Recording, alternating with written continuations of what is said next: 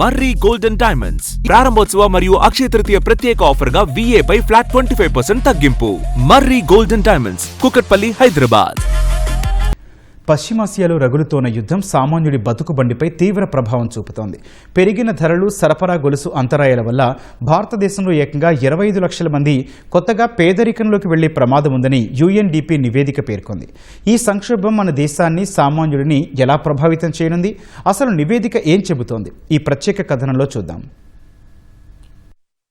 పశ్చిమాసియాలో నెలకొన్న ఉద్రిక్తతలు ప్రపంచ ఆర్థిక వ్యవస్థను కుదిపేస్తున్నాయి. యుద్ధం ప్రభావం భారత్పై తీవ్రంగా ఉంటుందని United Nations Development Programme UNDP పేర్కొంది. Military escalation in the Middle East పేరుతో ఓ నివేదికను విడుదల చేసిన UNDP యుద్ధం కారణంగా ప్రపంచవ్యాప్తంగా 88 లక్షల మంది కొత్తగా పేదరికంలోకి వెళ్లే ప్రమాదముందని తెలిపింది. అందులో సింహభాగం దక్షిణాసియా దేశాల ప్రజలే ఉన్నారని స్పష్టం చేసింది.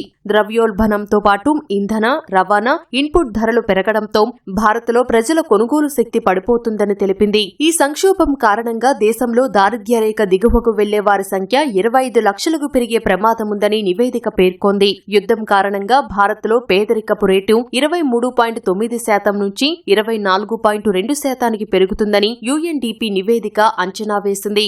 మానవాభివృద్ధి సూచిలో భారత్ సాధించిన ప్రగతి కూడా కొంతమేర వెనక్కి వెళ్లే అవకాశం ఉందని UNDP హెచ్చరించింది. చమురు దిగుమతుల కోసం పశ్చిమాసియాపై భారత్ ఎంతగా ఆధారపడుతుందన్న విషయం UNDP నివేదిక మరోసారి గుర్తు చేసింది. భారత్ తన చమురు అవసరాల్లో 90% పైగా దిగుమతుల ద్వారా పొందుతోంది. ఇందులో 40% ముడి చమురు, 90% LPG పశ్చిమాసియా నుంచే వస్తోంది. మరోవైపు సరుకు రవాణా ఖర్చులు, బీమా ప్రీమియం పెరగడంతో దేశం నుంచి ఎగుమతయ్యే బాస్మతి బియ్యం, టీ, ఆభరణాలు, వస్త్రాల వల్ల సుమారు $48 మిలియన్ ఆదాయాన్ని కోల్పోయే ప్రమాదముందని నివేదిక పేర్కొంది.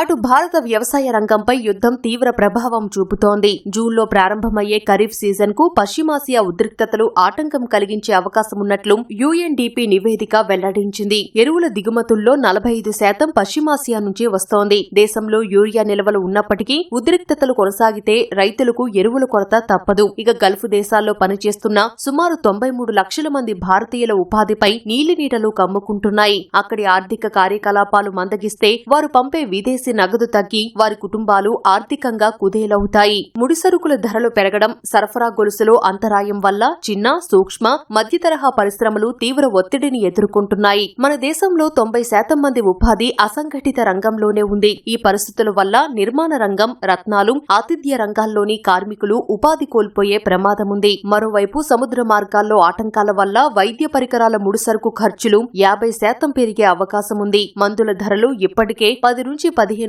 పెరిగాయని నివేదిక పేర్కొంది. ఇది సామాన్యుడి ఆరోగ్య భద్రతకు పెద్ద ముప్పుగా మారుతోందని హెచ్చరించింది.